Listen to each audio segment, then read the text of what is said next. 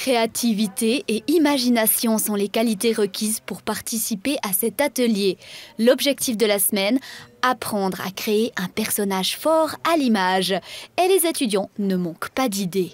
J'ai repris un personnage que j'avais imaginé dans une histoire qui se passe dans un futur proche, où le monde est un peu différent de celui qu'on connaît, avec un peu plus des technologies encore plus avancées. Moi, je m'étais lancée dans un projet de livre, donc c'est un petit peu là-dessus que j'aimerais développer un petit peu mes personnages, donc plutôt le milieu 0-3 ans.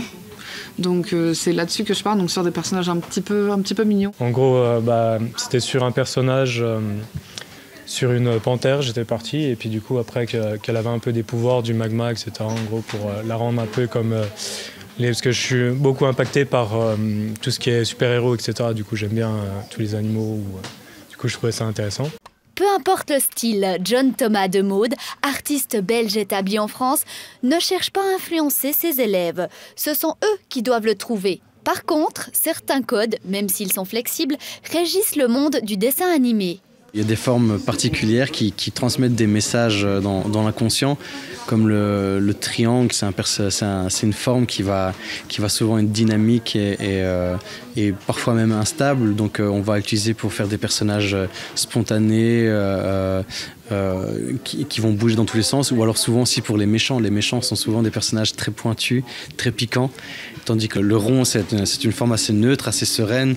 Et donc à partir de cette forme-ci, on peut partir dans tous les sens et la fusionner avec d'autres formes.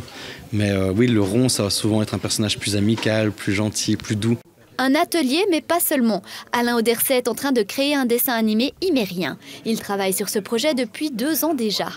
Ma toute première bande dessinée, c'est celle-là, c'est Idées reçues.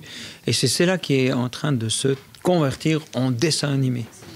Et donc, du coup, c'est un projet de grande envergure, surtout qu'on a visé des sommets vraiment professionnels et tout ça.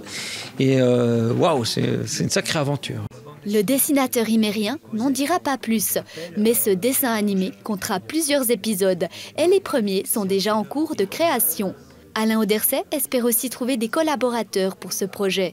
Peut-être, qui sait, des étudiants qui participent à cet atelier ou qui participeront au suivant.